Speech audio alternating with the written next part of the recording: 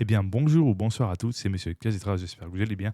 On se retrouve pour vous aider à corriger peut-être un autre problème qui peut aider dans certains cas, mais ça n'est pas garanti à 100%. Vous avez peut-être pu constater d'autres erreurs, donc désolé, je regarde en même temps une vidéo à côté, ça m'occupe un peu.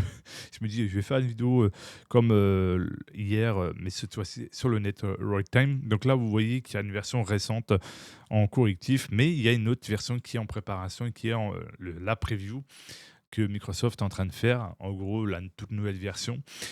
Bien évidemment, ça permet de discuter des programmes, des applications, tout ça, qui ont besoin de ce network time. Le plus important à prendre en compte, c'est le bureau. Donc le desktop write time, c'est celui qui permet d'exécuter des applications, etc. D'autres, ça sera pour le développement, d'autres, c'est pour les web serveurs, hébergement. Et le writetime.net, c'est pour tout ce qui est exécuté application console, bien évidemment, ce qui est totalement différent. Donc il faut faire la distinction. Vous avez pour, bien évidemment pour Linux, pour macOS, pour Windows, vous avez vraiment pour tout ici. Si ce n'est pas le cas, vous regardez bien évidemment sur l'observateur bien évidemment, de votre système, vous regardez les problèmes que vous avez pu constater, soit vous faites des screenshots et vous envoyez dans les informations du site qui permet de rapporter les bugs de telle application, et c'est aux développeurs de corriger ce souci qui vraiment vous détruit votre expérience de bien amont, que ce soit avec une carte son ou autre, bien amont. Généralement, on peut corriger ça soit avec un truc qui manque, par exemple le visual redistribuable C++, la nouvelle version, ça corrige bien évidemment ce souci pour exécuter proprement ces programmes. Je vous mettrai le lien dans la description pour ceux qui ont peut-être raté la vidéo. Généralement, vous pouvez constater des bugs write time selon l'application que vous avez. Ça peut être ceci, soit un numéro comme ça, 1023, évidemment comme événement avec erreur, avec le nom de l'ordinateur donc, que vous avez mis, ou qui est par défaut, avec tout ceci dans l'événement. Soit vous pouvez constater un autre numéro en descendant un petit peu plus bas.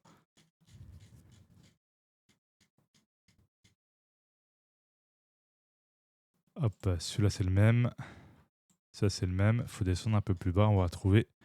Voilà, sinon vous avez un autre chiffre, c'est 1026, avec bien évidemment l'heure exacte connectée, ou bien évidemment avec le real time, avec tout ce qui est indiqué ici, selon l'application, avec truc exception, machin, termined. Voilà, c'est des choses qu'on ne fait pas attention, mais que ça peut nous donner une petite idée. Mais il ne faut pas hésiter à faire des screenshots des problèmes et rapporter ça aux développeurs. Le souci, c'est bien des actionnaires et pas des développeurs, parce que les développeurs veulent vous offrir une bonne, évidemment, tout simplement, expérience. Mais si les actionnaires les poussent un peu trop, ben, ça peut provoquer éventuellement une sortie à la va-vite, donc à la hâte, et vous pouvez tomber sur sur l'application que vous utilisez au quotidien, qui fonctionne une fois sur deux, des fois il fonctionne sur d'autres, et des fois sur les autres, il y a telle erreur qui peut le rendre vraiment son expérience horrible, ou soit d'instabilité. C'est souvent le cas. Ou soit ça vient de Windows, parce qu'en connaissant Windows avec leur connaissance assez foireuse, avec évidemment niveau développement, on a l'impression que c'est fait tout par IA. Donc même d'ailleurs sur les applications, que ce soit avec les cartes son, tout ça, je trouve ça aberrant. Rien nouveau, la main humaine, pour que ce soit le développement d'un logiciel ou dans la vraie vie. L'IA ne remplacera jamais l'humain, car l'IA a des défauts que l'humain a moins comparé à l'IA.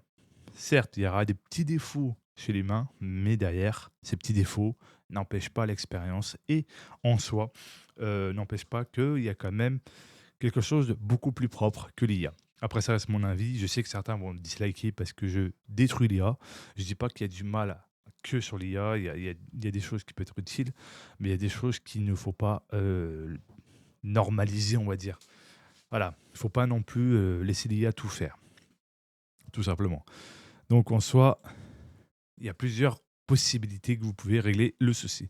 Soit en attendant la mise à jour corrective de l'application que vous utilisez, que ce soit pour une carte son ou autre, soit vous attendez que Microsoft sorte quelque chose de plus stable et meilleur, ou soit la solution que je vous donnerai quand vous avez une mise à jour stable que Microsoft a sortie, quand ils font les choses bien, de suspendre pendant temps, quand il y a une nouvelle version, parce que généralement, il vous sort quand même des versions preview, comme si c'est oh, testé. Et des fois, ces versions preview peuvent casser littéralement les bons fonctionnements de votre système, surtout sur les programmes que vous utilisez, que ce soit des récents, etc. Donc, il faut faire attention. Si ça vous a plu, n'oubliez pas de vous abonner, de mettre un pouce bleu, d'activer la cloche de notification et de partager. Et moi, je vous souhaite à tous et à toutes une bonne journée ou bonne soirée. Et le plus important, c'est de passer un bon moment. Et bien avant, dernière news avant de vous laisser, de plus en plus d'entreprises s'ouvrent un peu à Linux pour, évidemment, cocher la case de leur anti-cheat pour Linux, pour que vous puissiez jouer sur Linux en multijoueur. Donc c'est très intéressant et on peut redire merci Valve et merci de faire tout possible pour que chaque joueur, chaque joueuse peut jouer sans être indépendant de Windows.